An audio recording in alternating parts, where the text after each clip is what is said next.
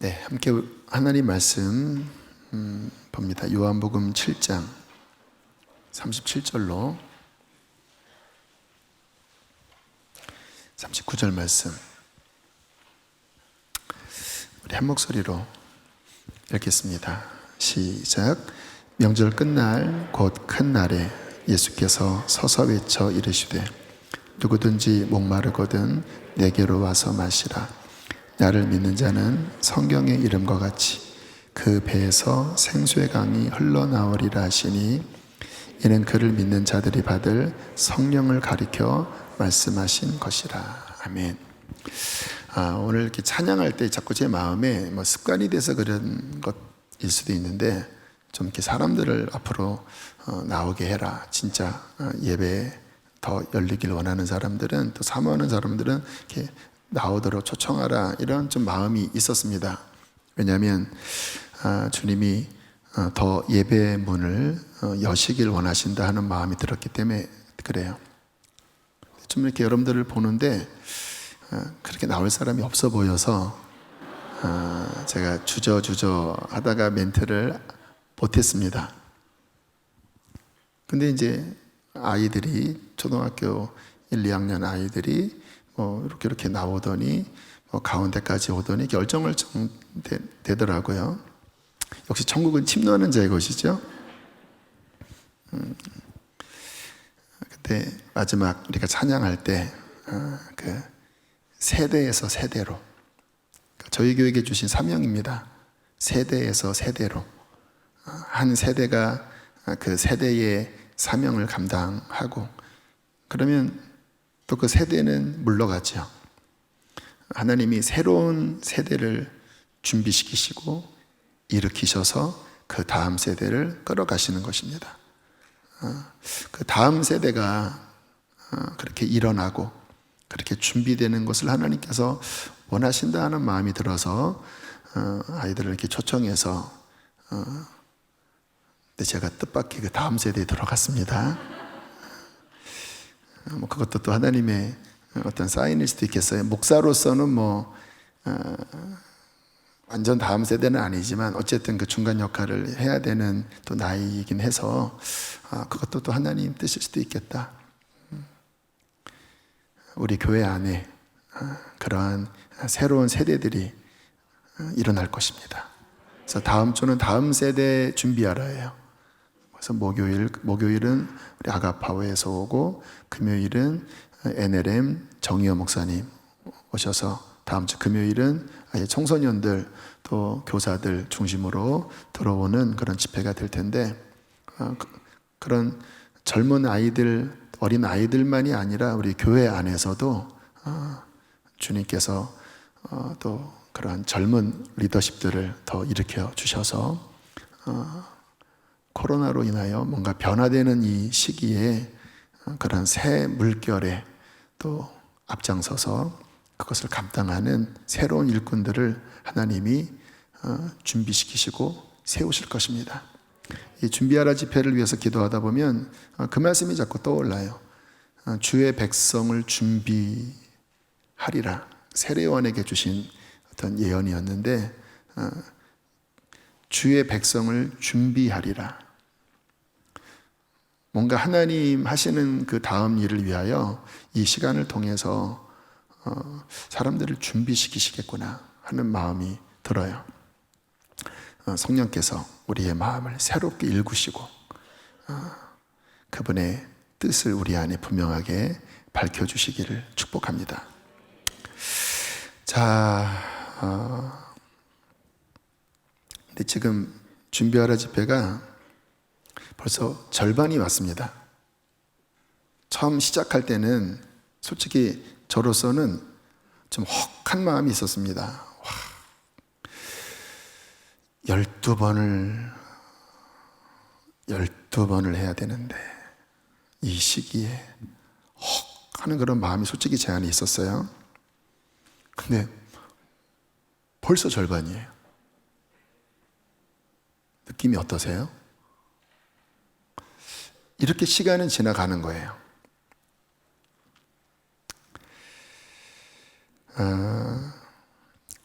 이 한 달 준비하라 집회도 어쨌든 이런저런 어려움들이 있지만 시간이 벌써 반이 왔고, 우리 인생도 이런 일 저런 일 있지만 벌써 훅 여기까지 왔습니다. 여러분이 지금 그 시간까지, 어떤 분은 꽤 많이 왔고, 젊은 10대나 20대나 30대나 우리는 많이 남았어요. 심심한 조의의 말씀을 드립니다. 금방 가요. 제가 99년 9월에 결혼을 하고 그쯤에 99년 8월 9월에 첫 담임 목회를 나갔습니다. 30살에 나갔을 때 좀 목회적인 상황이 녹록지가 않아서 굉장히 제 마음이 낙심되고, 야, 나 목회 끝까지 갈 수 있을까? 왜냐하면 날짜를 세보니까 40년이 남았더라고요. 30살에 목회를 시작했는데 너무 힘든데 40년을 해야 되는 거예요. 40년을. 자신이 없었습니다. 그런데 그때부터 벌써 21년, 22년이 됐어요. 그러니까 마라톤으로 따지면 반환점을 돌아서 어느 정도 온. 야, 금방 가겠구나. 이 한 달에 이 준비하라 집회가 벌써 절반인 것처럼, 와, 나의 인생은 금방 훅 지나고 주님 앞에 설 날이 오겠구나. 여러분, 준비가 잘 되고 있나요? 이 한 달 준비하라 집회의 목적은 그냥 은혜 받는 게 아닙니다. 정말 준비하는 거예요. 지난주에 또 이번 주에도 그에 관련된 말씀을 성령님께서 좀 자세하게 지금 가르쳐 주고 계세요. 뭐를 준비해야 될지. 잘 준비되고 계셔요? 실제 여러분의 속사람이? 어떤 분들은 그냥 하면서 은혜 받는 마음으로 그냥 하다가 그냥 집회 참여하다가 또 가고, 집회 참여하다가 가고 하는 분들도 적지 않게 계실 것 같아요. 이 중 소수는 뭔가 내가 하나님 앞에 발전해야 되겠다 하는 마음으로 좀 몸부림치면서 분명히 영적 진보를 이루고 계신 분들도 소수 계실 것 같아요. 절반 왔습니다. 준비하라 성령 안에서 선포했습니다. 여러분의 속사람이. 이 한 달의 절반도 내가 준비가 잘 안 됐다면 아마 여러분 인생 전체도 하나님 앞에서 그렇게 성실하게 준비 안 된 분들이 저는 적지 않다고 생각해요. 하나님 앞에서. 나 스스로 판단하는 게 아니라 그 하나님의 기준 아래서 정말 나는 영적으로 준비되어져 가고 있는가? 이 한 달의 절반을 돌아보면서 내 인생 전체의 그 준비는 어떤지를 우리는 살펴봐야 합니다. 뭐가 준비라고 말씀을 드렸죠? 첫째는 회개라고 말씀을 드렸습니다. 여러분, 어떤 사람이 진정한 은혜를 받는 가장 확실한 표징이 회개의 문이 열리는 거예요. 어떤 분이 뭔가 은사를 받고 또 성령 체험을 한다고 해도 회개의 문이 열리지 않는다면 글쎄요, 저는 그 은혜가 하나님께로부터 온 은혜일지라도 그 은혜가 그에게 지속되기에는 어렵다고 생각해요. 왜냐하면 마음에 있는 그 여러 죄의 구멍으로 다 새나가 버리거든요. 진짜 은혜는 하나님 말씀에 마음이 찔리기 시작하는 거예요. 사도행전 2장 처음 베드로가 일어나서 말씀을 외쳤을 때 반응들이 어땠죠? 마음에 찔려 어찌할꼬 이게 성령이 임하시고 첫 번째 복음 선포에 나타난 사람들의 반응이었습니다. 말씀에 마음이 찔리는 거지요. 죄가 깨달아지는 거예요. 그래서 마음이 아픈 겁니다. 성경은 이와 같은 영적인 찔림, 하나님의 말씀에 의한 어떤 괴로움이 유익하다라고 말씀을 하고 있어요. 고린도후서 7장 10절 말씀 함께 읽겠습니다. 시작. 하나님의 뜻대로 하는 근심은 후회할 것이 없는 구원에 이르게 하는 회개를 이루는 것이요 세상 근심은 사망을 이루는 것이니라. 하나님의 뜻대로 하는 근심은 회개를 통하여 참된 구원, 참된 은혜를 이루게 해요. 인간적인 세상 근심은 해가 됩니다. 그러나 영적 근심을 하는 거예요. 왜? 내가 뭔가 하나님 앞에 틀어져 있는데 계속 이 방향으로 살면 내가 하나님 앞에 설 때 책망을 받는데 그 뒤틀린 것을 잘못됐다고 느껴야지 돌이킬 기회가 되지 않겠습니까? 그래서 언제나 하나님의 은혜를 받는 첫 번째 표징은 그 하나님의 기준이 내 안에 비춰지고 그 하나님의 기준 속에 나의 잘못된 것이 찔리는 거예요. 말씀을 들을 때 자꾸 이렇게 찔려지는 거예요.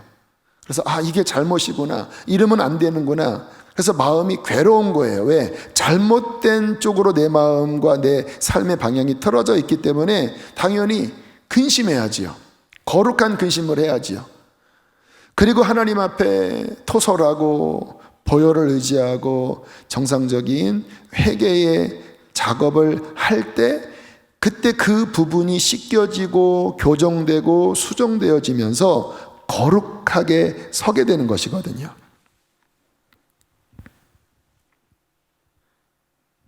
성경은 그것을 가리켜 이렇게 말씀을 하십니다. 요한계시록 22장 14절 말씀 함께 읽습니다. 시작.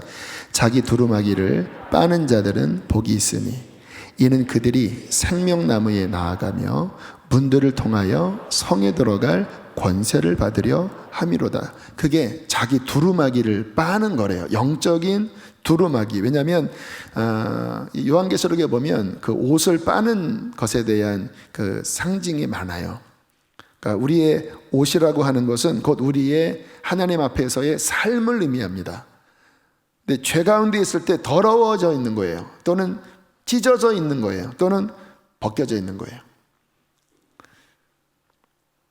날마다 여기가 더러워졌구나, 여기가 찢어져 있구나, 여기가 벗겨져 있구나 계속 빨고 또 수선하고 그리고 갖추어 입는 이 작업을 하는 자들은 복이 있으니 이는 그들이 생명나무에 나아가며 문들을 통하여 성에 들어갈 권세를 받으려 함이로다. 천국 간다라는 말이에요. 그러한 사람이 천국 가는 믿음을 갖고 있는 사람이라는 거예요. 날마다 두루마기를 빠는 자. 저는 그런 면에서 요즘 왜 이렇게 제 안에 죄가 깨달아지는지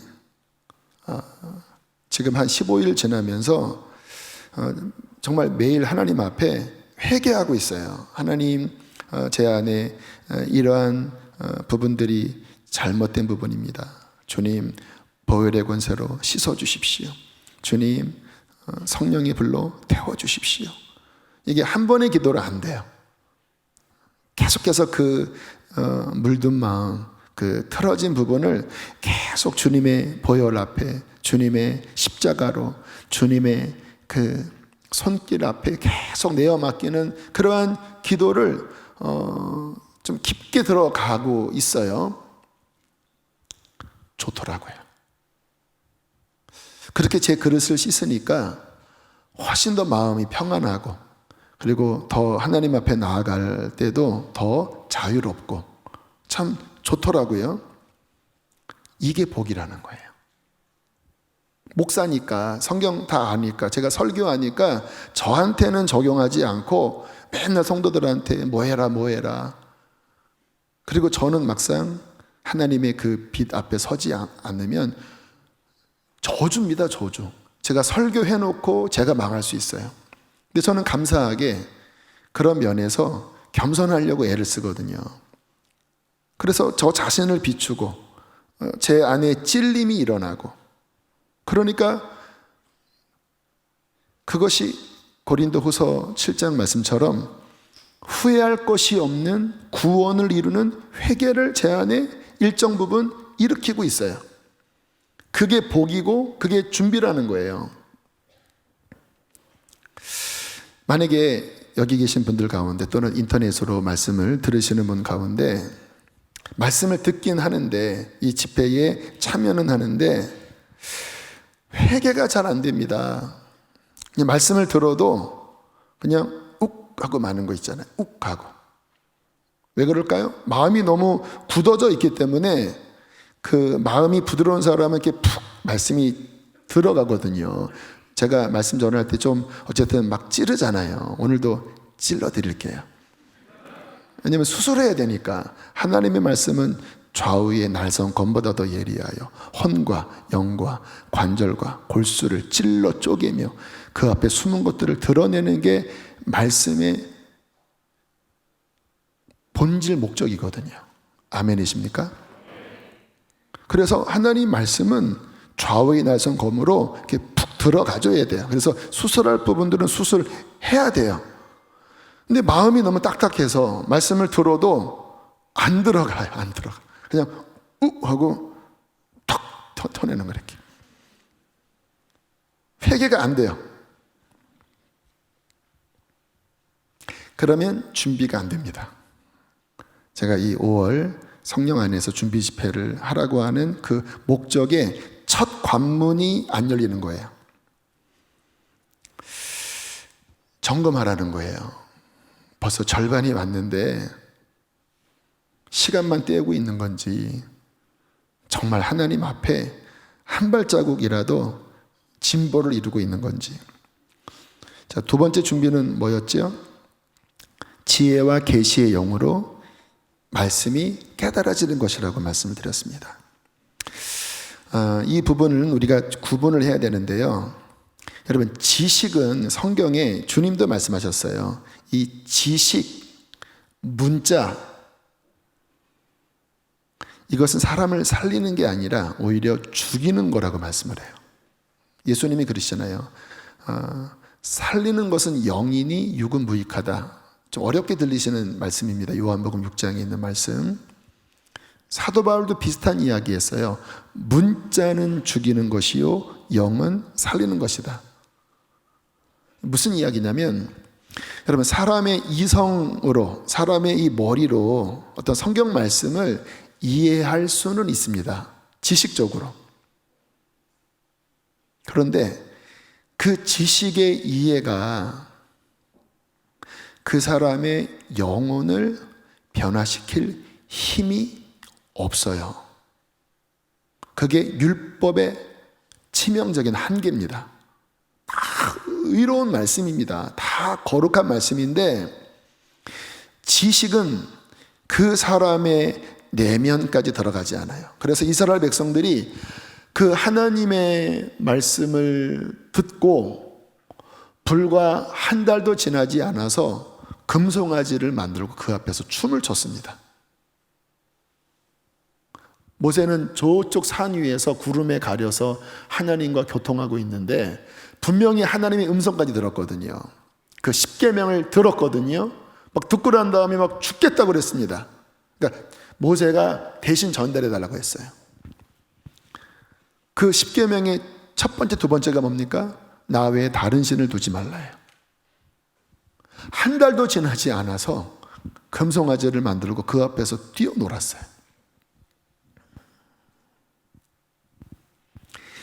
지식 가지고는 안 돼요. 뭐가 중요하냐? 신명기 29장 2절로 4절 말씀 보세요. 굉장히 중요한 말씀입니다. 결국 모세가 이스라엘 백성들에게 실망스러운 이야기를 했습니다. 근데 이 실망스러운 말은 단순히 이 광야 시대만 이야기하는 게 아니라 구약 전체를 의미하는 거예요. 구약 전체. 자, 한번 읽어보시겠습니다. 시작. 모세가 온 이스라엘을 소집하고 그들에게 이르되 여호와께서 애굽 땅에서 너희의 목전에 그의 온 땅에 행하신 모든 일을 너희가 보았나니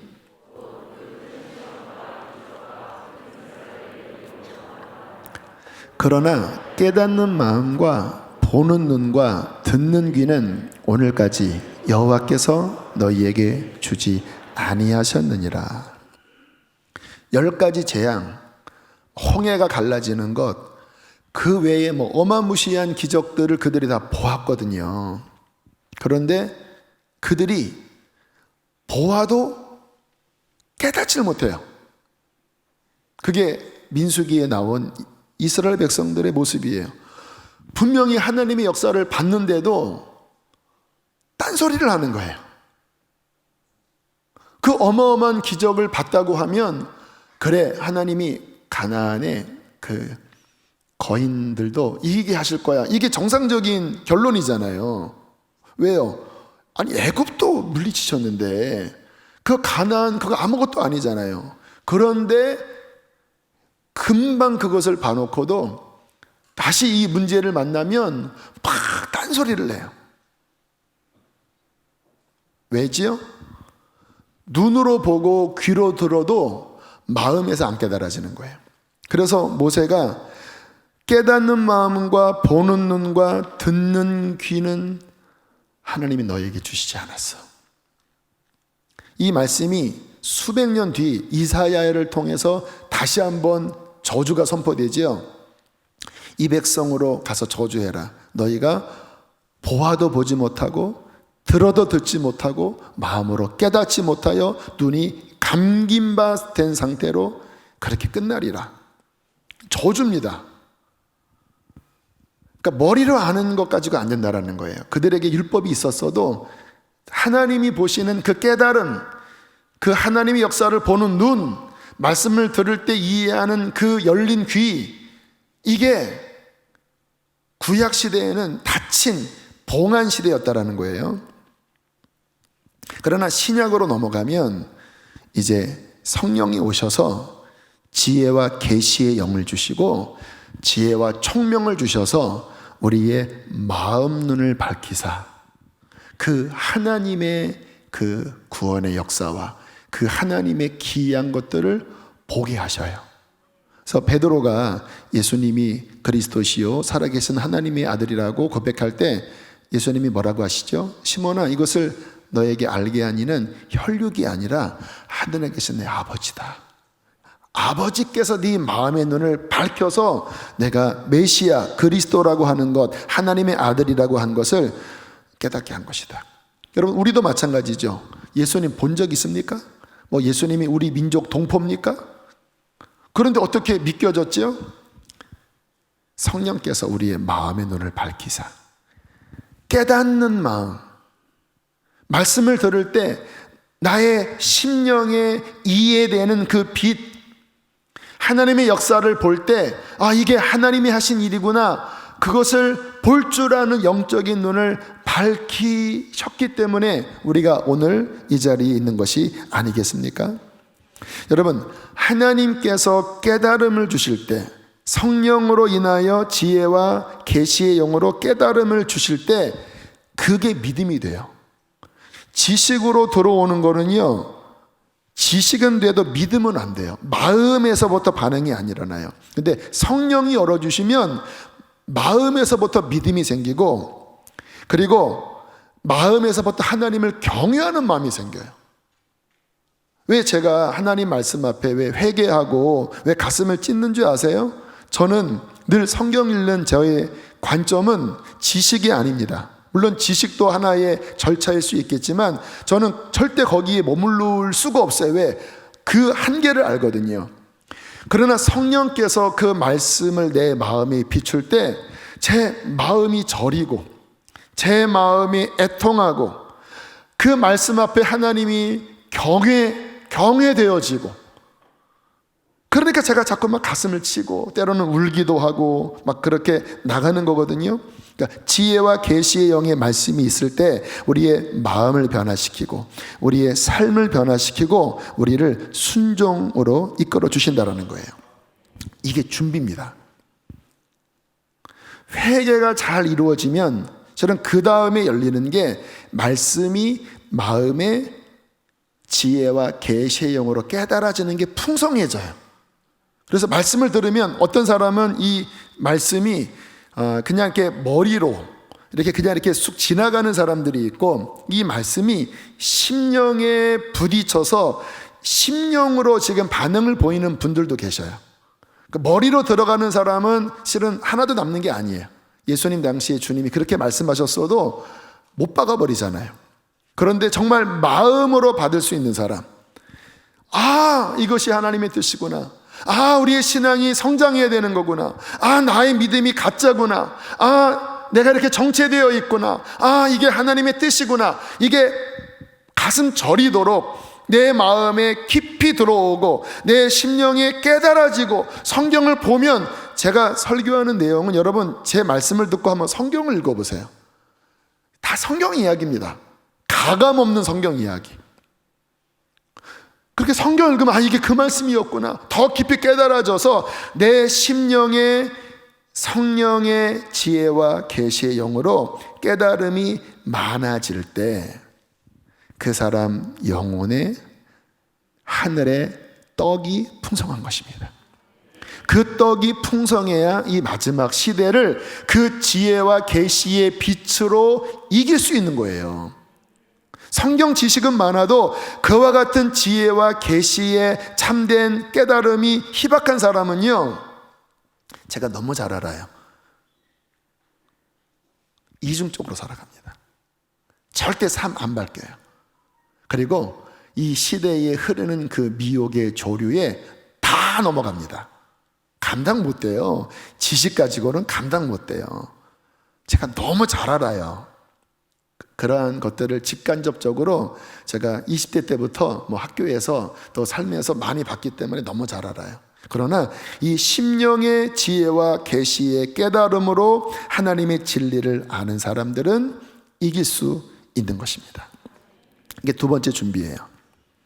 자, 세 번째 준비, 이제 오늘 나눌 말씀인데요. 성령의 기름 부으심입니다. 성령의 기름 부으심.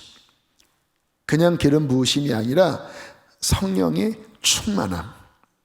그 씻어진 그릇에 하나님의 하늘의 떡으로 채워진 그 말씀에 하늘의 불이, 하늘의 생수가 그 말씀과 함께, 그 심령과 함께 그 용광로가 되어 폭포수가 되어 터지는 샘물이 되어 그 안에서 터져 나오는 거예요.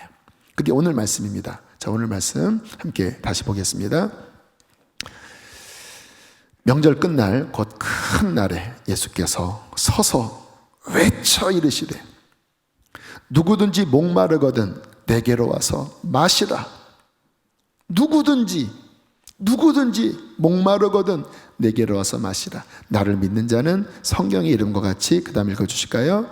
그 배에서 생수의 강이 흘러나오리라. 다시 한번, 그 배에서 생수의 강이 흘러나오리라. 보이세요? 안 보이세요?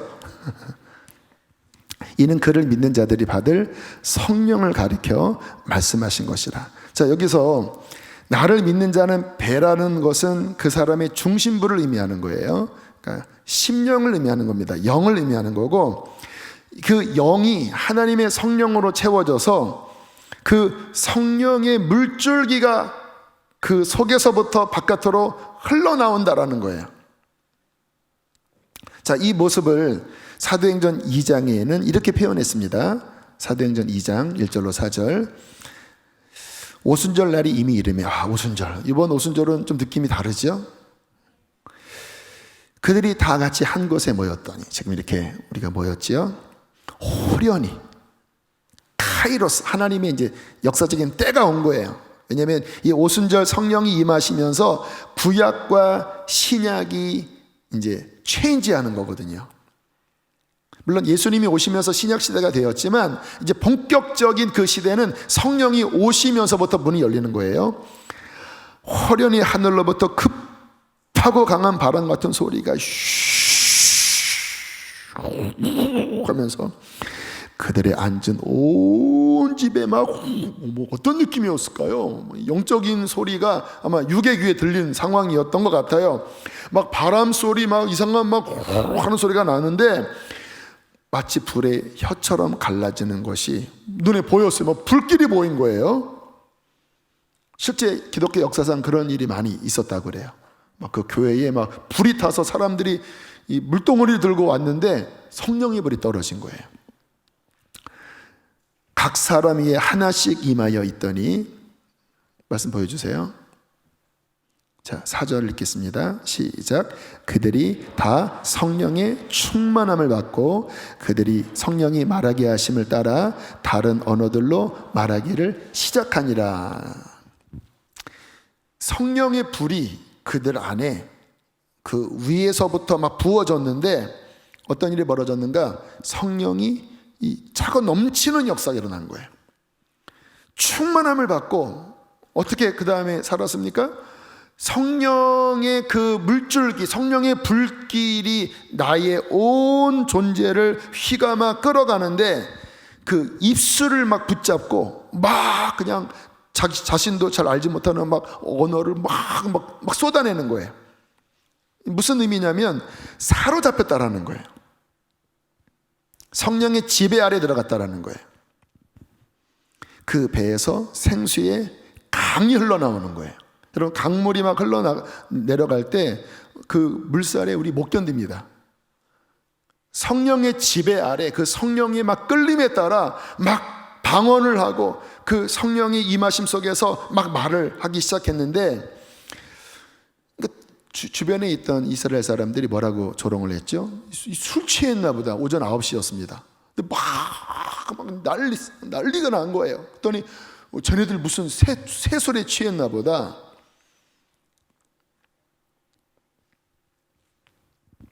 여러분, 이렇게 성령이 제자들에게 임하시면서 구약에서 신약, 옛 언약에서 이제 본격적인 새 언약으로 들어간 거예요. 시대가 체인지한 거예요. 그 오순절이 그렇게 시대가 체인지되는 그런 어떤 하나님의 역사가 있었다고 고성주 목사님 말씀하셨지요. 자, 그리고 난 다음에 제자들, 사도들의 모습을 보면 그 새 언약의 그 놀라움이 얼마나 대단한지를 느낄 수가 있어요. 첫 번째는요, 그들이 정말 변화받았는데 예전의 제자들이 아니에요. 우리가 알고 있는 것처럼 예수님을 쫓았을 때 그들은 주님을 사랑했고, 그러나 늘 성경을 보면 그들은 약했습니다. 계속 뭔가 딴소리하고 뭐 누가 더 높냐 막 이런 인간적인 이야기하고 막 도망다니고 막 이랬는데 성령이 임하시면서 그들의 속사람이 바뀌어버려요.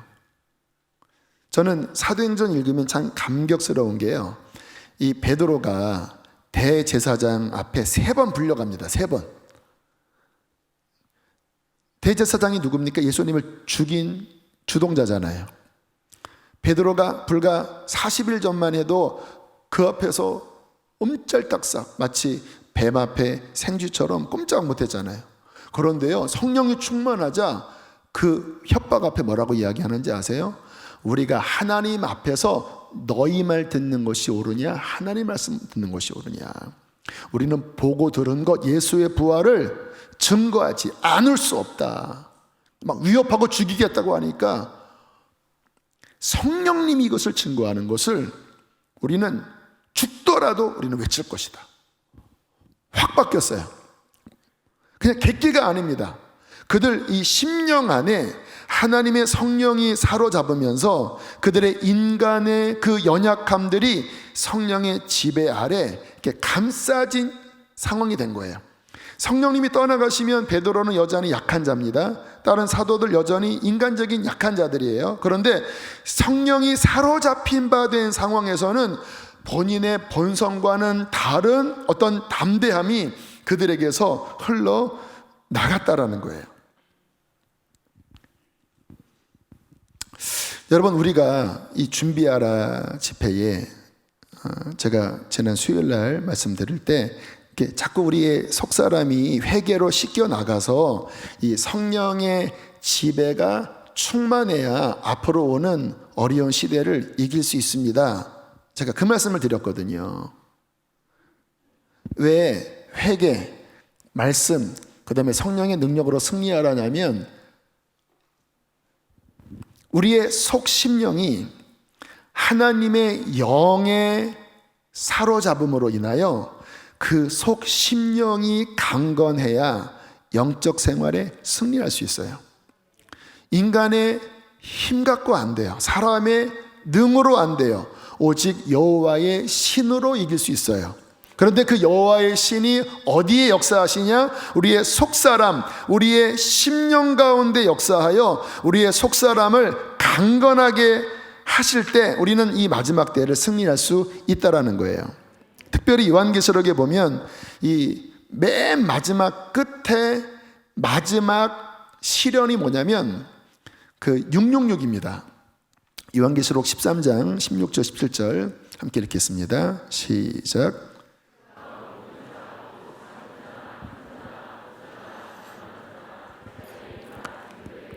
그 오른손에나 이마에 표를 받게 하고 누구든지 이 표를 가진 자 외에는 매매를 못하게 하니 이 표는 곧 짐승의 이름이라. 이름의 수라. 너무나 잘 알고 있는 말씀이지요. 이게 하나님의 계획표입니다. 역사의 맨 끝에 이 세상을 장악하는 세력이 적그리스도라고 해요. 그 적그리스도가 전 세계를 다 지배하고 장악하고 그리고 우상을 만들어요.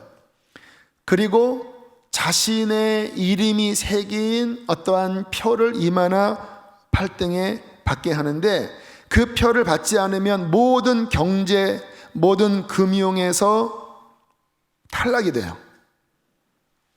저는 성경 읽으면서 이 성경 당시에는요, 이게 그 문화 속에서는 이해 안 되는 말입니다. 그 당시에 크레딧 카드가 있습니까? 그때 국제은행이 있어요? 아주 투박한, 정말 2000년 전에 그때 물건 가지고 물물 교환하던 시절이에요. 무슨 모든 사람의 사고 파는 것을 통제할 수 있는 개념 자체가 없던 시절이에요. 지금은 이게 너무 우리가 훤히 이해가 되는 그런 말씀이지요. 지금은 이 금융 시스템이 정말 어디 하나가 흔들리면 전 세계가 다 몸살을 앓잖아요. 그게 더 세밀하게 전 세계를 다 장악하는 그런 형국이잖아요. 그 시절에 전 세계를 통치하는 어떠한 강력한 파워가 형성이 되고 그리고 그에게 굴복을 하지 않으면 매매를 하지 못하게 하는 그러한 상황으로 갈 때 굶어 죽어야 할 수도 있고 아니면 정말 감옥에 가야 할 수도 있고 그 상황에서 나는 예수 그리스도가 나의 주입니다. 그것을 맞서 싸우려면 심령이 강건하지 않고는 사람의 어떠한 그 인간의 어떤 힘은요 얼마는 갑니다. 근데 그건 어디에 무너지냐면 이게 뭐가 문제야? 오늘 같은 시대에 이런 것들은 다 해야 되는 거 아니야? 이렇게 합리화로 다 넘어가요. 그런데 성령께 사로잡힌 자는 진리의 계시가 있잖아요. 뭐라고 말씀합니까? 누구든지 이 표를 받으면 그는 영원히 불 속에 들어가리라. 그러면 뭡니까? 죽더라도 나는 이 표를 받지 않는다. 그거는 누가 가능해요? 심령이 성령의 능력으로 사로잡혀서 강건한 사람만이 그 마지막 시대를 승리할 수 있는 거예요. 저는 원래 천성이 좀 마음이 약한 사람입니다. 그래서 처음 제가 성령 세례 받고 사역을 할 때 기도하면 아주 제 안에 들리는 음성이 강하고 담대하라 했어요. 강하고 담대하라. 왜냐하면 어쨌든 뭐 사람 상대하는 게 쉬운 일이 아니니까. 그러니까 제가 자꾸 마음이 눌리니까 기도만 하면 강하고 담대하라, 강하고 담대하라. 그럼 제가 주님 앞에 하늘 어떻게 강해져요? 막 이렇게 하소연도 했어요. 근데 지금 한 20년 지나면서 저의 약한 마음이 계속 성령께 사로잡히려고 하니까 분명히 제 속사람이 강건해져 가는 것 같아요.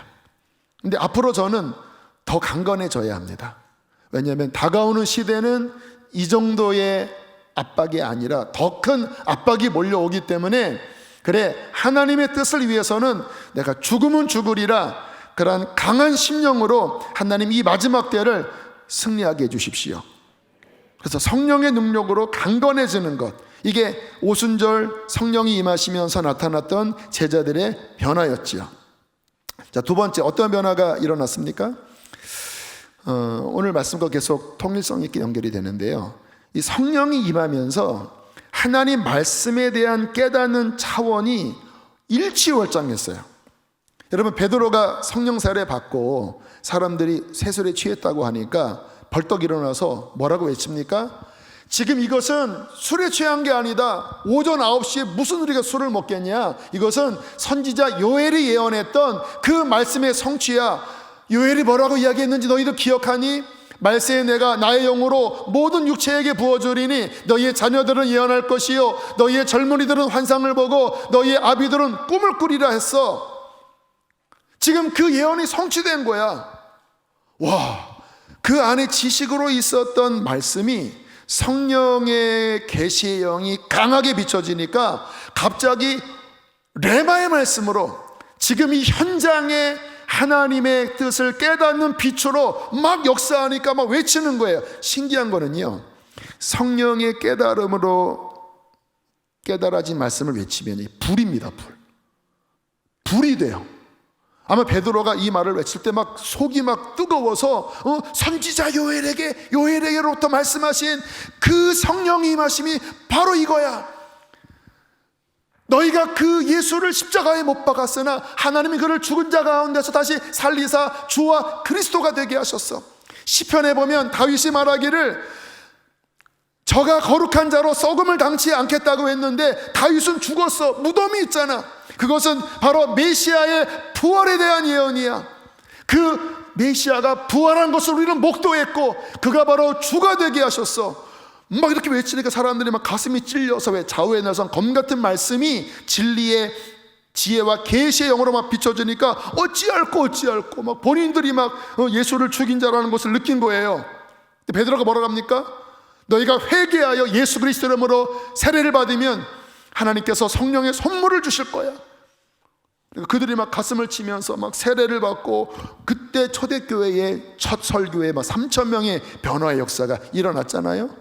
근데 그 포인트가 뭡니까? 베드로가 벌떡 일어나서 말씀을 외칠 때 그 베드로의 심령 안에 잠재되어 있던 말씀이 지혜와 계시의 영으로 좌우에 나선 검처럼 일어나서 그 말씀을 선포할 때 사람들이 막 뒤집어지는 놀라운 역사가 일어났다라는 것입니다.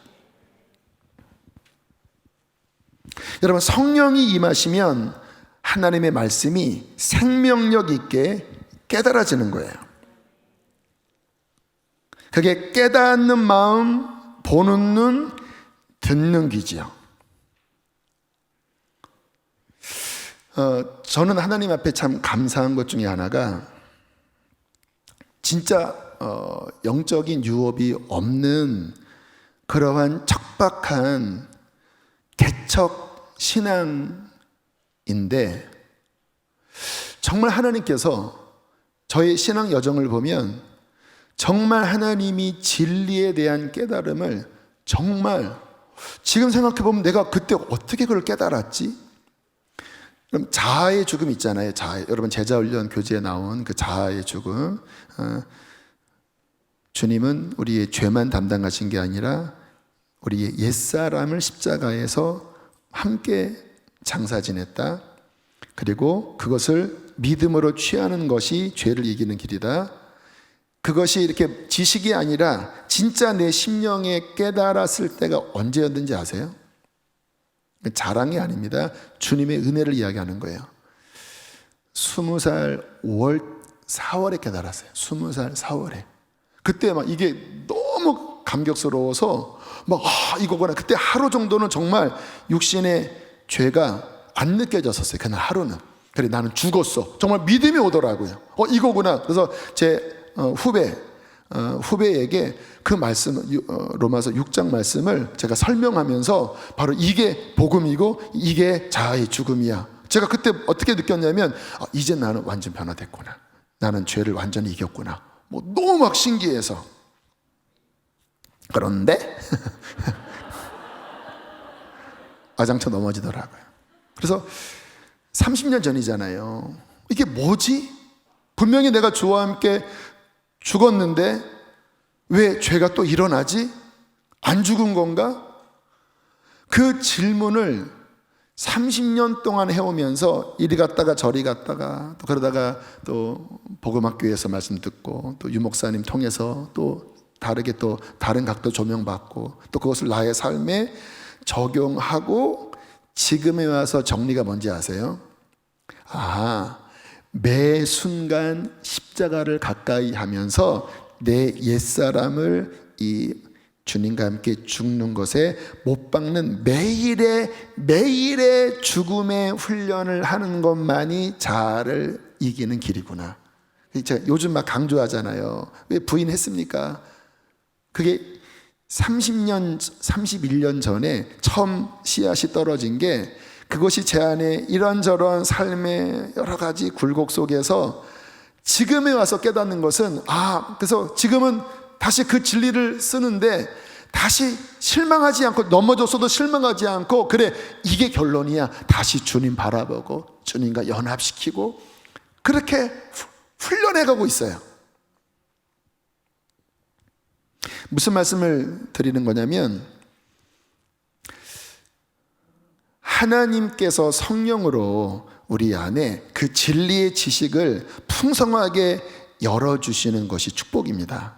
이게 성령이 오셔서 하시는 일이에요. 지금 우리 집회에 회개, 말씀, 성령 굉장히 기초적인 얘기 같죠. 단순한 거잖아요.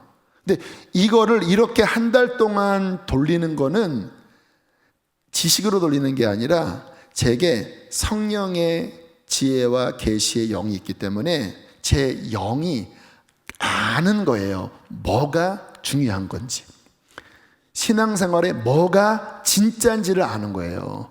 이런 거 없이 그럴듯한 세미나, 그럴듯한 어떠한 것들을 가지고 돌릴 수 있어요. 여러분 부담스럽지 않게.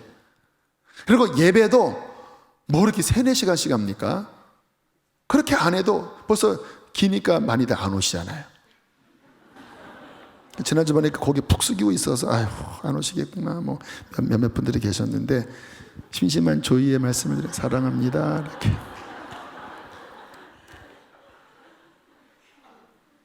주님이 제 안에 뭐가 진짜인지를 아는 마음을 주신 거예요. 이 마음이 회개로 갈아엎어지고 보혈로 씻고 그 말씀으로 더 깊이 들어가고 그러나 결론은 성령의 임재 아래 그렇게 변화된 이거.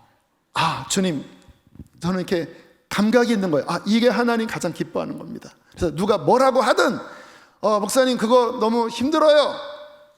지져라. 나는 간다. 왜요? 그게 진짜니까. 할렐루야.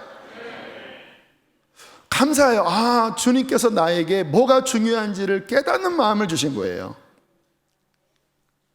며칠 전에 아내가 저한테 당신은 이 신앙적인 배경도 없고 내가 보니까 머리도 안 좋은 사람 같은데 왜 하나님이 당신을 쓰시는 것 같은데 왜일까? 실은 이것 때문에 그래요. 뭐냐면 하나님이 뭐를 좋아하시는지 아는 감각이 있어서 어떤 설교를 듣다가도 딱 레이더에 걸리는 게 있습니다. 저거 진짜야. 저거야 저거 진짜야. 하나님 나도 저거 배우게 해주세요. 저거 배우게 해주세요. 제 심령 안에 그 감각이 와요. 왜? 제가 성령님을 따라가려고 하다 보니까, 나의 옛사람은 자꾸 이렇게 못 박으려고 하고 성령님을 따라가려고 하다 보니까 그 성령 안에서 지혜와 계시의 깨달음이 제 안에 조금 더 밝은 빛으로 있고, 저는 거기에 목마르게 반응하는 거예요. 주님, 그것을 원합니다. 여러분, 이것이 우리 안에 풍성해야 이 마지막 때 승리할 수 있습니다. 왜냐하면 미혹이 너무 많아요.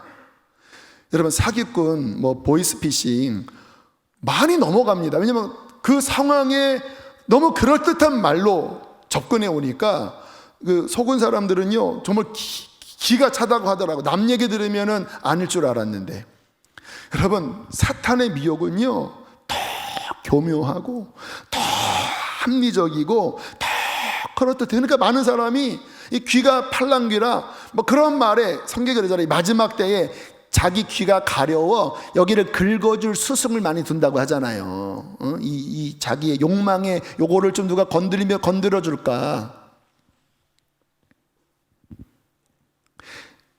그 가운데 정말 진리를 보고 이게 진리입니다. 누가 뭐라고 해도 나 거기 안 가요. 아무리 막 기적이 일어나고 아무리 막 대단한 일이 일어나도 나는 글로 안 가요. 나는 이 길을 갑니다.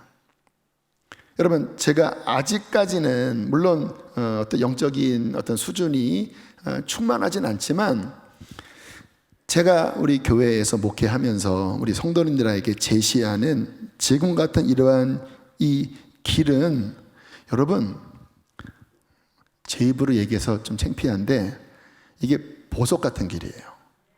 그거 아세요?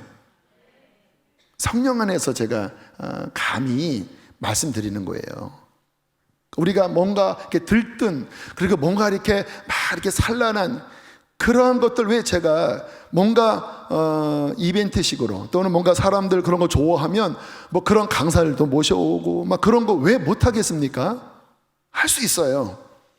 그런데 왜 제가 그런 것들보단 왜 투박하지만 좀 쓴나물 같고 뭔가 이렇게 음식이 누룩 없는 맛없는 떡과 같지만 왜 이렇게 정결하게 또 이렇게 하나님의 오직 말씀에 집중해서 왜 이와 같은 것들을 강조하냐면, 이게 우리의 영을 살릴 진짜라는 것을 제 영이 성령의 지혜와 계시를 통해서 알기 때문에 그래요.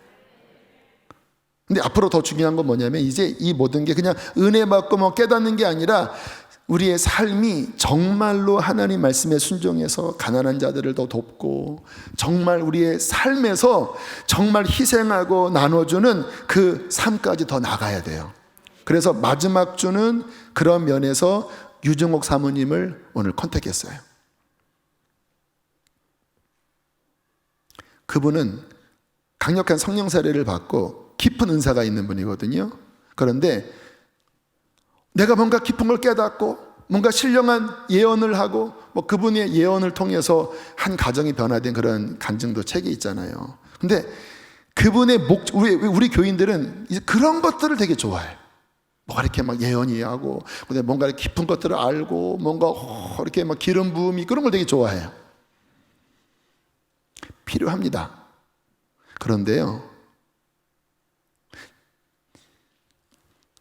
정말 하나님이 원하시는 그 목적은 뭐냐면요, 그게 아닙니다. 그것이 우리의 삶을 변화시켜서 정말 주님이 걸으셨던 그 삶을 순종해내는 것. 그래서 어려운 이웃들에게 우리의 가진 것들을 더 나누고, 그리고 그분들을 섬기고, 정말 주님의 그 걸으셨던 그 길을 우리 삶에서 눈물을 흘리며 씨를 뿌리는 그 삶까지 가야 주님이 저에게 깨닫게 하신 진정한 신앙의 길에 여러분들이 나중에 상 받는 바로 그 아름다운 그 목표점이에요. 근데 우리는 이렇게 거기까지는 아직 그래서 운전하고 돌아와서 누가 막 여기 세우라 그러면 막 욕하기는 분도 있다고 그러고, 이 삶의 매너가 너무 없어요. 또 안에 들어가서 하면은 싫어! 막 이렇게 해서 안 들어가고 막 이렇게 하고 싶어요. 이렇게. 그게 뭡니까? 말씀 듣고 은혜 받으면 뭐예요 그게?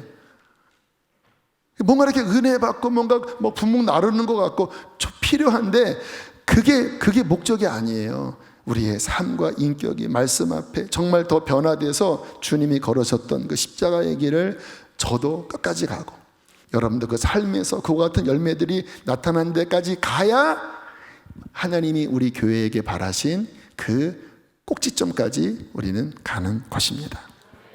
자, 이와 같은 깨달음 잠깐 나눴고요. 자, 세 번째, 이 사도들이 어떤 변화가 일어났냐면, 성령 받고 따라하겠습니다. 억지가 아니라 기쁨과 자유함으로 하나님을 섬겼다. 자, 사도행전 2장 46절로 47절 함께 읽겠습니다. 시작. 날마다 마음을 같이하여 성전에 모이기를 힘쓰고 집에서 떡을 떼며 기쁨과 순전한 마음으로 음식을 먹고 하나님을 찬미하며 또 온 백성에게 칭송을 받으니 주께서 구원받는 사람을 날마다 더하게 하시니라. 기뻐했어요, 그들이. 너무 막 순전한 기쁨으로, 왜? 주님의 성령이 임하시니까, 또 내 죄가 씻어지니까 심령이 너무 기쁜 거예요. 그리고 함께 성도들의 교제를 나누는데, 거룩한 교제를 하니까 너무 행복한 거예요. 여러분, 하나님 섬기는 것은 기쁨입니다. 정말 성령을 받고 하나님을 섬기는 것은 이게 억지가 아니에요. 너무 기뻐요. 왜요? 하나님의 거룩한 나라를 위하여 하나님의 집을 섬기는 것보다 더 영광스러운 일이 어디 있습니까? 사도행전 5장에는 이런 말씀도 나옵니다. 5장 40절 41절 함께 읽겠습니다. 시작. 그들이 옳게 여겨 사도들을 불러들여 채찍질하며 예수의 이름으로 말하는 것을 금하고 놓으니 사도들은 그 이름을 위하여 능력받는 일에 합당한 자로 여기심을 기뻐하면서 공의 앞을 떠나니라. 두들겨 맞고 너무 기뻐했어요. 내가 하나님 나라를 위해서 성령만 받은 게 아니라 예수님처럼 채찍에 맞는 이 특권까지 주시다니. 와, 이거는 상급이야. 와, 여러분, 주님의 일을 하다가 누구한테 욕먹고 기뻐한 적 있으세요? 와, 하늘의 상이다. 성경에 욕을 먹으면 기뻐하고 즐거워하라고 했는데, 와, 주님 더 욕하게 해주십시오. 더 욕하게. 그런 분들은 없는 얼굴로 비춰집니다. 사람의 자존심이 있으니까 쉽진 않겠죠. 그러나 이 하나님 나라의 눈이 열리면요, 이 주님 섬기는 것은요, 엄청난 특권이에요. 저도 요즘 성경 보면서 하나님의 집이라고 하는 그 문장에 가슴이 설레었어요. 모세가 하나님의 집, 그 하나님의 집은 어떤 사람들입니까? 원망하고 불평하고 대들고 그러한 이스라엘 백성들을 섬기는 일이었어요. 그런데 모세는 하나님의 집을 섬겼다라는 거예요. 하나님의 집은 어떤 집입니까? 나중에 완성될 그 하나님 나라의 그 하나님의 나라의 씨앗과 같은 거죠. 와, 이 세상 삼성 섬기는 것도 뭔가 프라우드한 건데, 와, 영원한 하나님의 집을 위하여 주님, 내가 주보라도 나눠주고 내가 어느 일부분이라도 섬기는 것은요, 이거는요 놓치면 안 돼요. 귀 있는 자는 들을지어다. 저는요, 주님 섬기는 것이 진짜 기뻤어요. 물론 힘든 때도 있었지만 너무 기쁘더라고요.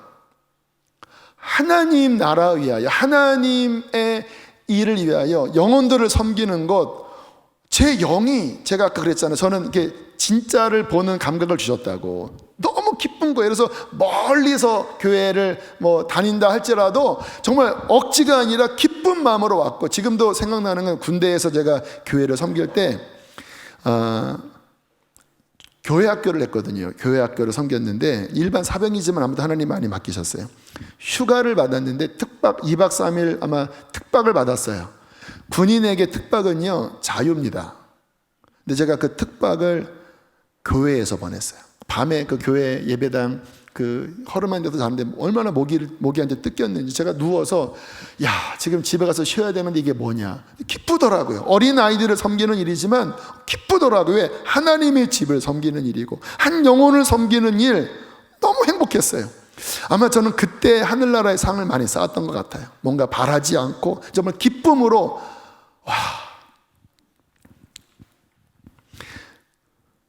하나님 일 섬기다가 뭔가 상처받고 또 마음이 힘드신 분 있으시죠? 저도 실은 있어요. 지난 월요일은 제가 주님 앞에 좀 이렇게 상한 마음들이 있어서 주님, 제 마음이 아픕니다 하는데 막 눈물이 나더라고요. 주님, 어떤 일들 때문에 제 마음이 상해 있습니다 하는데 눈물이 났어요. 근데 그 눈물은 시원한 눈물 아시죠? 성령님께서 이렇게 터트리시는 고름을 짜내는. 그래서 저도 그때는 마음이 이렇게 기뻐요. 이렇게 우는데 뭔가 시원해요. 그래서 또 계속 울려고 주님 아픕니다 했더니 10분 지나니까 눈물이 안 나더라고요. 주님이 이런 거예요. 이렇게 너 여기 아팠구나. 터트려라. 주님 아파요. 하고 짰다. 그리고 주님이 아까 전기 보혈로 이렇게 발라주시고, 제가 또 좋으니까 좀 감각이 있다 그랬잖아요. 또 울려고 했더니 그만 울어 이 자식아. 너 이제 치료했잖아. 여기 뭐 별거 아니야. 그리고 갔더니 아무렇지도 않아요. 주여 좋아요. 그래서 막 기쁘게 또 할렐루야 이렇게 하고.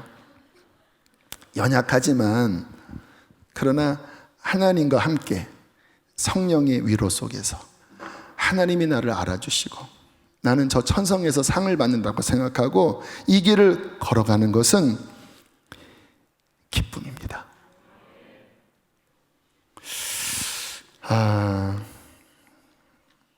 요한계시록 1장 6절도 함께 읽겠습니다.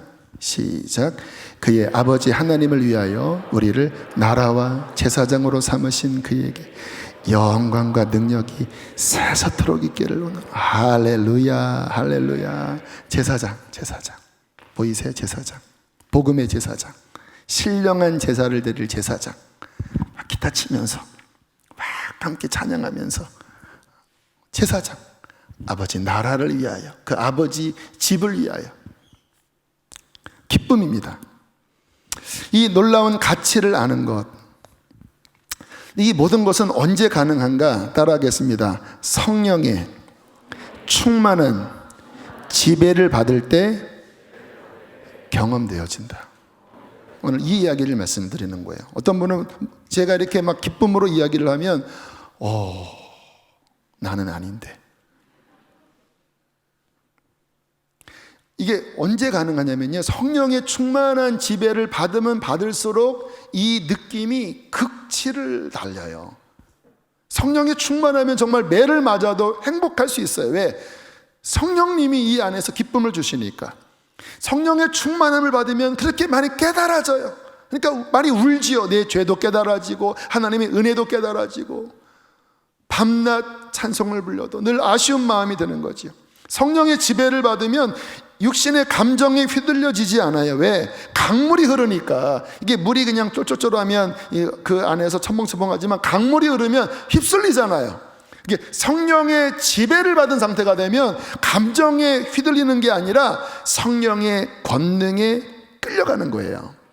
그래서 성경에 배에서 생수의 강이 흘러나오리라, 성령의 충만함을 받고 성령의 말하게 하심을 따라 각기 방언으로 말하니라. 이것은 바로 우리가 성령의 어떠한 충만한 지배 안에서 하나님이 뜻하신 구약의 그 한계가 있는 억지로 섬기는, 육신으로 섬기는 이와 같은 첫 언약이 아니라 이제 오순절에 새로운 시즌이 되어 새 언약, 예수 그리스도로 말미암아 죄사함을 받고 성령이 우리 안에 임하여 이 안에서부터 생수가 넘쳐 흘러서 그 하나님의 영적 실체로, 영적 제사장으로 하나님을 섬기는 그 진짜를 경험하게 하시는 게 하나님의 뜻인 거예요.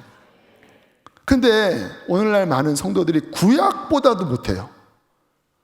구약은 그래도 하나님을 경외하기도 했죠. 근데 이거는 경외하는 마음도 없고 기쁨도 없고 뭐 깨달음도 별로 없고 뭐 예수님 믿는다고 하는데 이거 구약 성도보다도 능력이 없어요. 왜일까요? 마음에 둑이 너무 많아요. 강물이 이렇게 탁 터져나가야 되는데 둑이 너무 많아서 물살이 못 나오는 거예요. 물살이. 제가 광교 호수 좋아해요. 근데 거기 가면 물이 이렇게 갇혀 있더라고요. 물이 갇혀 있어요. 흐르는 게 아니라 갇혀 있어요. 좀 비가 많이 오면 약간 이제 물이 새긴 하는데 갇혀 있어요. 쏴 이게 아니에요. 많은 분들이 성령 체험도 했어요. 방언도 해요. 그런데 제가 말씀드린 그 충만함이 없어요. 왜? 너무 자아에 갇혀 있어요. 그 자아의 두구로 갇혀 있으니까 영적으로 늘 답답하고 성장이 안 되고 늘 시험에 넘어져요. 그래서 우리가 성경을 읽어보면 사도 바울이 너희가 아직 육신에 속한 자로다 고린도 교인들에게 말하죠. 고린도 교인들은 성령 세례 받은 교회거든요. 방언도 하고 예언도 했는데 바울이 너희는 영적으로 너무 애기다. 아직도 육신에 속해서 시기하고 질투하고 늘 시험에 넘어지고 교만하고 너희들은 영적인 애기다.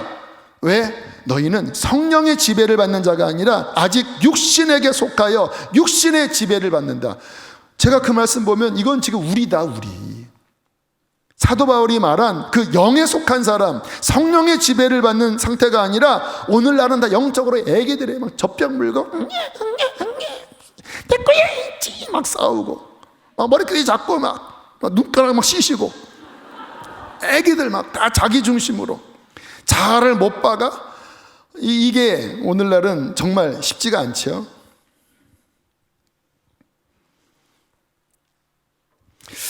여러분, 지난 수요일 말씀과 연결시킵니다. 5년, 10년, 15년, 20년 됐는데도 계속 그 상태에 머무르면 어떻게 되는지 아세요? 일단 열매를 못 맺죠. 주님께서 우리에게 바라시는 것은 열매를 맺는 거잖아요. 열매는 뭡니까? 우리의 삶에 그리스도의 향기가 나타나고 속사람이 이제 예수님의 열매를 맺는 거예요. 왜? 나의 그 본성 더러운 옛사람이 십자가에 못 박혔으니까 이제 내 안에 생명은 예수님이니까 그 성령의 지배를 받을 때 그 성령의 열매들이 더 나타나야 되거든요. 근데 이게 안 되는 거예요. 왜? 십자가가 없어요, 그에게. 성령 받았는데 계속 옛사람으로 살아가요. 그렇게 5년, 10년, 15년 지나가요. 자, 누가복음 13장 6절로 9절 제가 앞에 읽을게요. 이에 비유로 말씀하시되 한 사람이 포도원에 무화과 나무를 심은 것이 있더니 와서 그 열매를 구하였으나 얻지 못한지라. 7절 시작.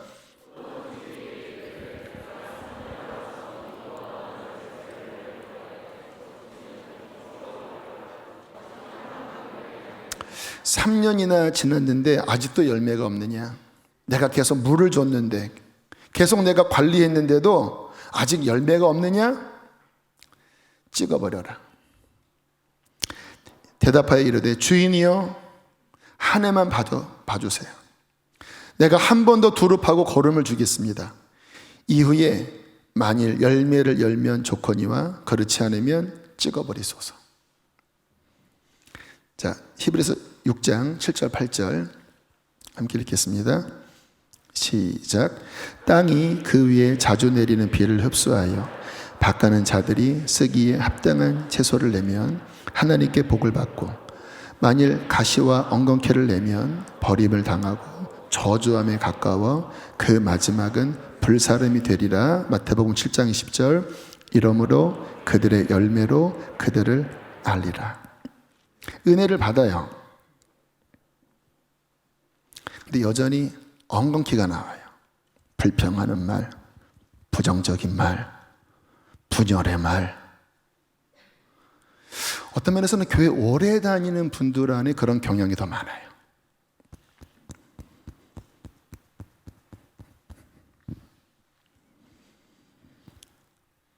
버림을 당하고 저주함에 가까워 그 마지막은 불사름이 되리라. 은혜를 받는데 열매가 없어요. 그들의 열매로 그들을 알리라.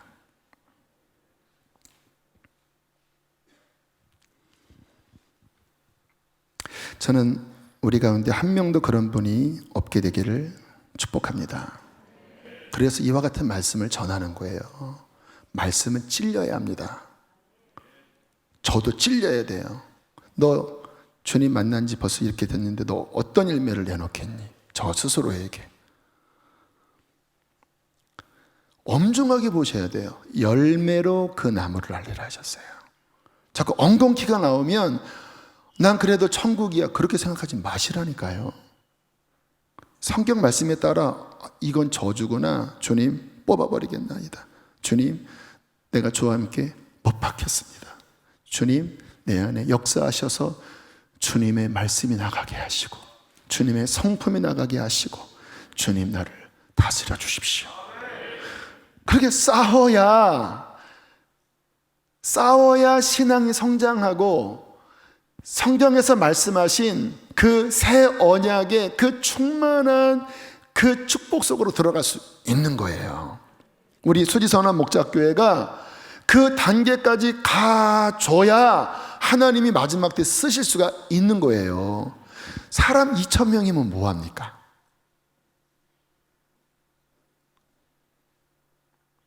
하나님은 그런 데에 하나님의 어떠한 의미를 두시는 분이 아니세요. 정말 이 안에 한 분 한 분이 정말 나는 죽고 예수 그리스도를 붙잡고 그 엉겅퀴가 나올 때마다 십자가에 못 박고 그리고 성령 안에 온전히 연합되고 하나 되고 그 하나님의 뜻 안에 굳건하게 설 때 사람이 많지 않더라도 하나님은 그곳에 부흥의 불을 내려주세요. 이 마지막을 이길 수 있는 신부의 세대가 일어나게 해주시고 이 다음 세대들에게 하늘의 불을 내리셔서 그 하나님의 영광을 위하여 진군하게 하실 거예요. 근데 사람은 많은데 뭐 은사는 받았다고 하는데 다 날고 긴다고 하는데 큰 교회에서 훈련을 받았다고 하는데 이 막상 자신 문제에 뭐가 부딪히면 시퍼런 자아가 나오고 연합도 안 되고 순종도 안 되고 부족합니다. 그런데 제가 하나님 뜻 안에서 선포할 때 여기에도 순종이 안 되면, 연합이 안 되면 뭐를 합니까?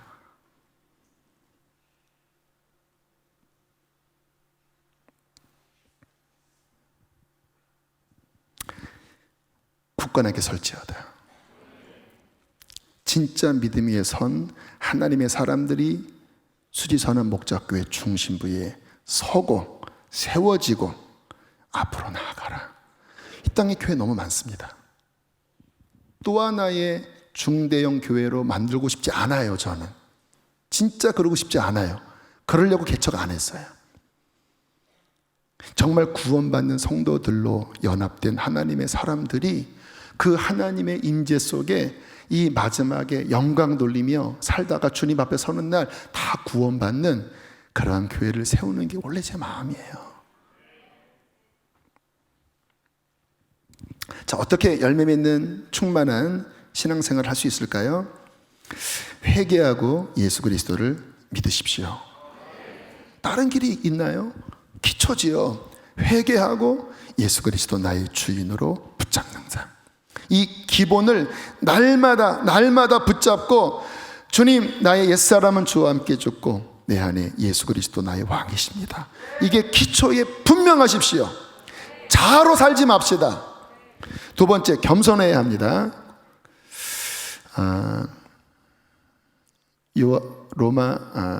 베드로전서 5장 5절 말씀 위에 없나요? 있군요. 함께 읽겠습니다. 시작. 다 서로 겸손으로 허리를 동이라. 하나님은 교만한 자를 대적하시되 겸손한 자들에게는 은혜를. 재밌는 간증할게요. 이제 5월 달에 제가 더 회개하고 더 주님 찾고 하니까 마음은 아프지만 제 영이 좋더라고요. 그래서 아무튼 제 스스로 너무 충만하고 너무 좋다. 그리고 또 지금 코로나 이런 어려움 속에서도 주님, 제가 목회적 생명을 드립니다. 이런 고백도 어쨌든 끝까지 가야 하지만 그것도 감사하고. 그래서 좀 마음이 힘들었다가 너무 좋았어요. 그런데요, 어제 제가 여기 앉아 있는데 제 마음이 쑥 올라와 있더라고요. 어떻게 올라와 있냐면, 그래, 나 이렇게 믿음을 가진 사람이야. 지금 내가 주님의 은혜 받으면서 이제 내 안에 좀 더 거룩한 어떤 영적인 힘들이 내 안에 주어졌어. 예배를 인도하면 더 파워풀한 힘이 생겼어. 그러면서 저 자신을 바라보기 시작하더라고요. 웃기죠? 근데 제가 알고 있는 게 있습니다. 그러면 그때부터 떨어져요. 왜냐하면 그게 교만이기 때문에. 교만은 내가 뭔가 이루었다고 하는 착각을 붙잡으면서부터 교만이 들어가기 시작합니다. 그러니까 제가 그런 마음이 제 안에 이렇게 쑥 일어나니까 제가 겸손하게 주님 없이 못 삽니다. 이렇게 주님 바라봤다가 어느 순간에 내가 이렇게 해서 난 이래. 주님 의지함, 나 이래. 이 충돌이 일어나더라고요.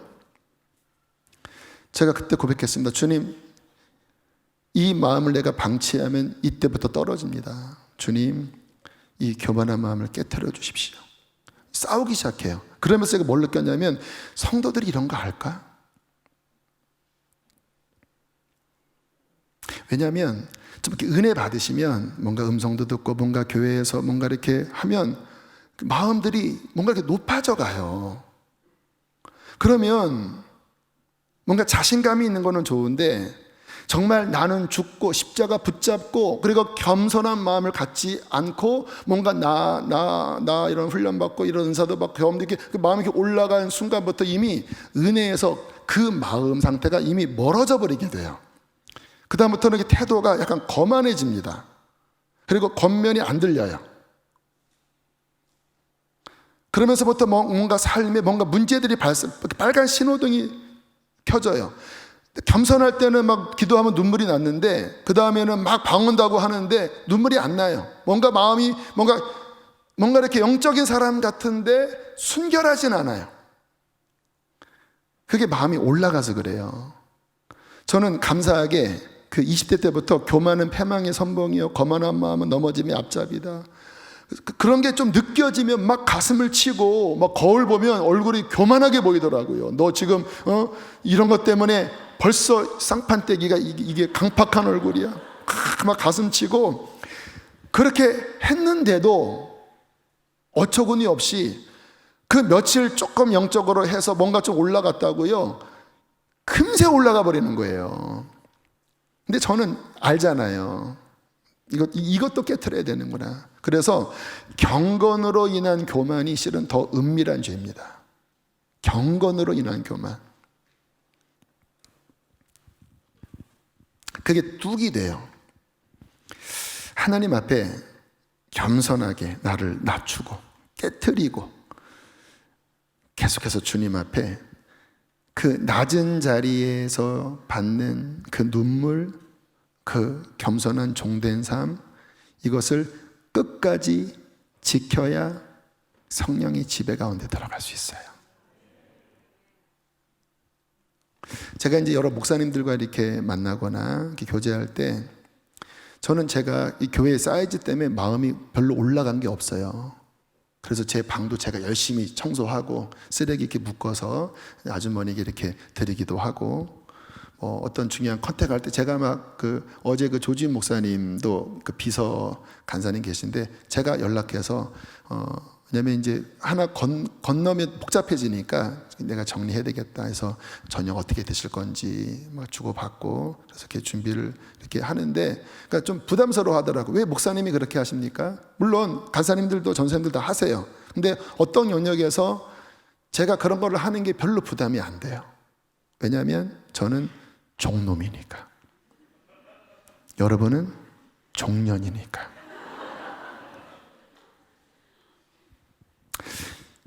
이 마음 잊으면 안 돼요. 여러분 교만하면 안 돼요. 겸손하십시오. 어떻게 성령의 충만한 지배를 받을 수 있을까요? 고린도전서 15장 33절 34절 함께 읽겠습니다. 시작. 속지 말라. 악한 동무들은 선한 행실을 더럽히나니 깨어 의를 행하고 죄를 짓지 말라. 좋은 믿음의 교제가 굉장히 중요해요. 그러니까 겸손한 사람과 만나면 겸손해지고 성령 충만한 사람과 만나면 성령 충만해지고 불평하는 사람 만나면 함께 더러워집니다. 그런 만남 한 번 만났는데 내 신앙에 도움이 안 돼, 만나지 마세요. 여러분의 영혼을 위해서.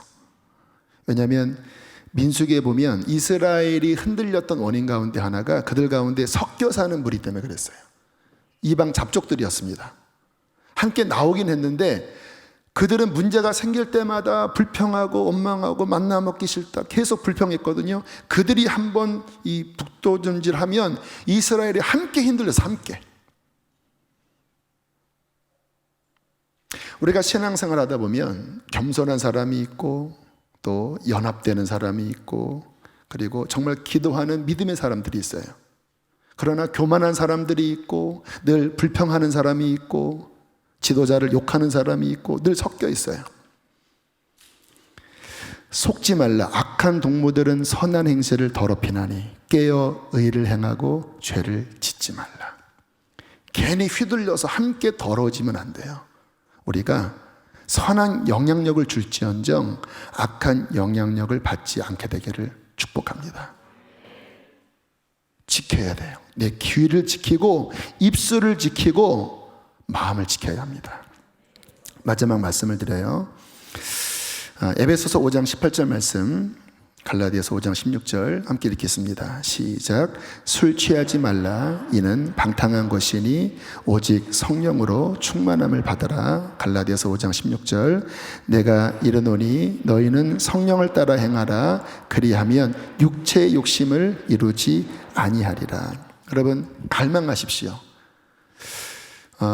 이 주님에 대한 거룩한 갈망이 있는 사람들은 육신을 이기고 세상을 이길 수가 있어요. 요즘 부부의 세계가 그렇게 재밌다며요. 저도 이렇게 클립 영상 몇 개 봤는데 와, 김희애 연기 짱이더라고요.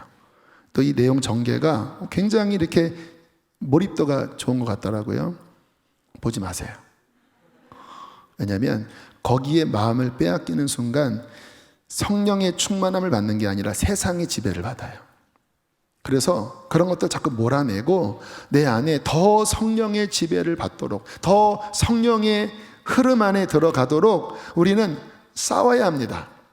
여러분, 저의 삶은 그런 면에서 저는 이제 복음을 알아요. 복음의 결론이 뭐냐면 예수 믿고 내 옛사람을 못 박은 다음에 이제는 하나밖에 없어요. 말씀 안에서 성령을 따라 행하는 것만이 승리의 길입니다. 이 말씀 준비할 때 오늘 1시 7분부터 제 사무실에 기도 의자에 무릎을 꿇고 3시간 반 동안 방언하고 부르짖고 랄랄랄라 주여 하고 다음 문장 주여 랄랄라 다음은 무엇입니까? 주님, 마음이 영적으로 일어나지 않으면 진도 안 나가고 주님 도와주십시오 하다가 또 그 다음 어떤 영감을 주시면 적고 한 3시간 반 넘게 그렇게 하고 나니까 허리가 아프더라고요. 왜냐하면 어쨌든 여기 앉아서 막 계속 이렇게 되니까 골반이 너무 눌려서 아프더라고요. 무슨 이야기냐면 성령의 지배받는 그 몸부림치는 삶이 신약에 하나님이 약속하신 유일한 승리의 삶이에요. 성령이 배에서 강처럼 흘러나오리라. 성령을 따라가라는 거예요. 술 취하지 말고 세상에 취하지 말고 성령에 사로잡힌 삶을 살아서 그 성령의 지혜와 계시의 빛 속에, 그 성령의 강건함 속에, 그 성령의 기쁨 속에 하나님을 섬길 때 우리 삶에 수많은 아름다운 열매가 맺어집니다. 그 열매를 맺으면서 기쁨으로 이 길을 걸어가고 계속 싸우고 하나님께 영광 돌리고 영적인 장수가 되어 이 땅의 모든 사명을 다 마치고 주님 나라 가는 날 주님께서 어마어마한 상을 주시지 않겠습니까?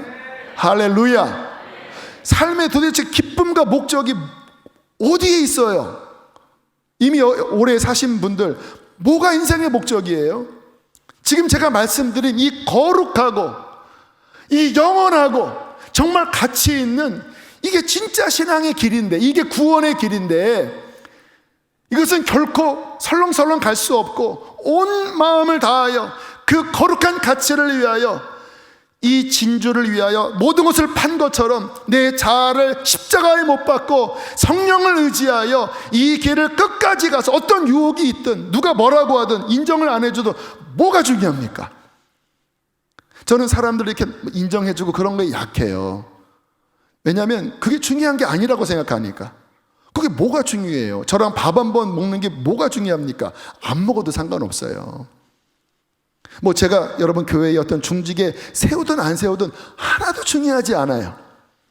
오직 성령 안에서 그분이 쓰시는, 그분의 감동이 있는, 그분이 인정받는 사람이 되면 그 사람은 따봉입니다. 하나님이 인정하는 사람이 되십시오. 그게 유일한 소망이잖아요. 제가 여러분을 사랑하고 여러분의 영혼을 세워드리는 목자로서의 저의 하는 진짜 중요한 일은 그렇게 여러분을 주님 앞에 아름답게 세우고 그런 거룩한 교회가 되어 하나님께 영광 돌리는, 저는 거기에 부름을 받았습니다.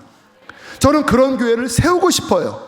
함께 좀 손에 손을 잡고 그런 아름다운 교회를 세워서 이 교회만 들어오면 막 성령의 생수가 막 강처럼 흘러서 목장 모임하면 거기서 막 강물이 흐르고 뭐 교회 학교에 막 흐르고 막 와, 이 교회에 오면 막 정신이 없네. 막 성령님 여기서 흐르고 저기서 흐르고 와. 왜요? 다들 막 이 수로가 활짝 열려서 자아가 못 봐가지고 오직 주님 나라 바라보면서 그런 사람들로 가득 차니까 하나님이 막 열방 성교로 쓰지 않겠습니까?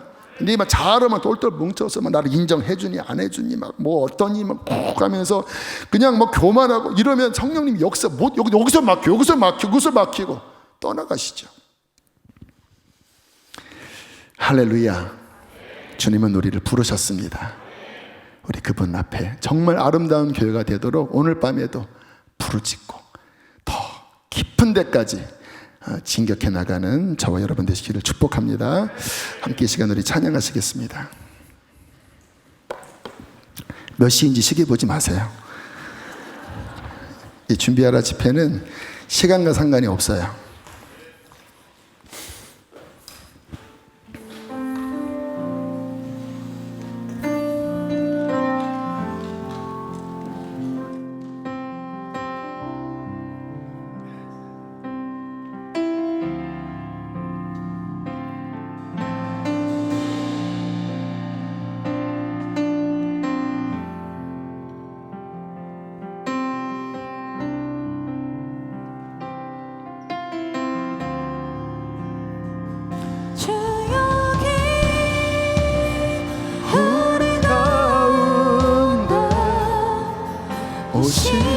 주님을 경배합니다. 주 경배해.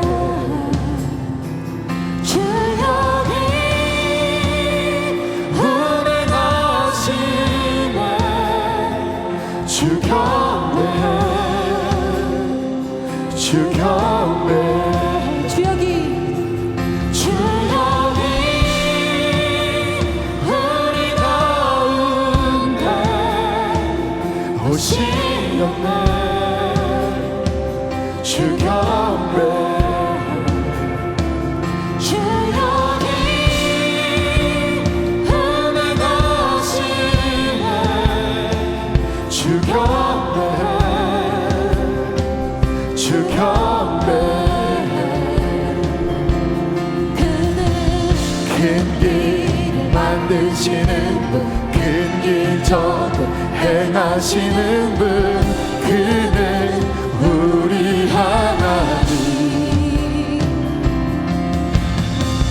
약속 지키시는 분, 어둠 속을 밝히시는 분, 그는 우리 하나님. 큰 길 만드시는 분, 큰 길 저도 행하시는 분, 그는 우리 하나님. 약속 지키시는 분, 어둠 속을 밝히시는 분, 그는 우리 하나님. 우리 하나님. 우리 하나님. 우리 하나님. 우리 하나님. 우리 하나님. 우리 하나님. 우리 하나님. 우리 하나님. 내게 보이지 보이지 않을 때에도, 내가 느끼지 못할 때에도 주는 결코 멈추지 않네. 주는 결코 멈추지 않네. 내게 보이지 않을 때에도, 내가 느끼지 못할 때에도 주는 결코 멈추지 않네. 주는 결코 멈추지 않네. 내게 보이지 않을 때에도, 내가 느끼지 못할 때에도 주는 결코 멈추지 않네. 주는 결코 멈추지 않네. 내게 보이지 않을 때에도, 내가 느끼지 못할 때에도 주는 결코 멈추지 않네. 주는 우리 마지막으로, 내게 보이지 않을 때에도, 내가 느끼지 못할 때에도 주는 결코 멈추지 않네. 주는 결코 멈추지 않네. 여러분, 주님께서는 행하고 계십니다. 이 시간 하나님, 내 속에 있는 이 모든 뚝을 십자가로 가져가 다 무너뜨리겠습니다. 주님, 나는 주의 것입니다. 제 영의 갈망은 하나입니다. 성령의 지배를 받는 것입니다. 온전히 성령의 사람이 되는 것입니다. 하늘의 열매를 맺는 삶을 살다가 주 앞에 서는 그날 주님께 인정받는 그것입니다. 주여, 십자가로 가까이 갑니다. 주여, 다 씻어주시고, 다 태워주시고, 다 녹여주시고, 성령으로만 나를 다스려 주시옵소서. 이 시간 주여 크게 두 번 부르시고 함께 기도하시겠습니다. 주여,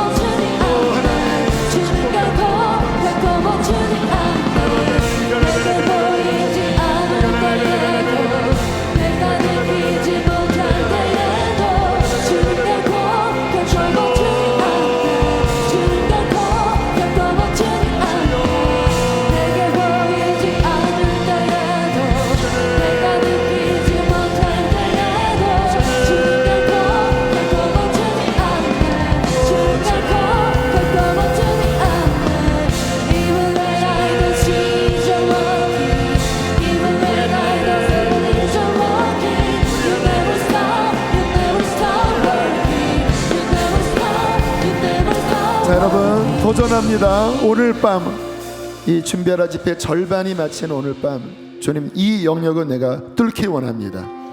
그 목표를 잡으세요. 주님, 내가 이 영역에 멈춰 있었습니다. 이게 뚝이 되었었습니다. 하나님, 십자가로 갑니다. 십자가로 파쇄시켜 주십시오.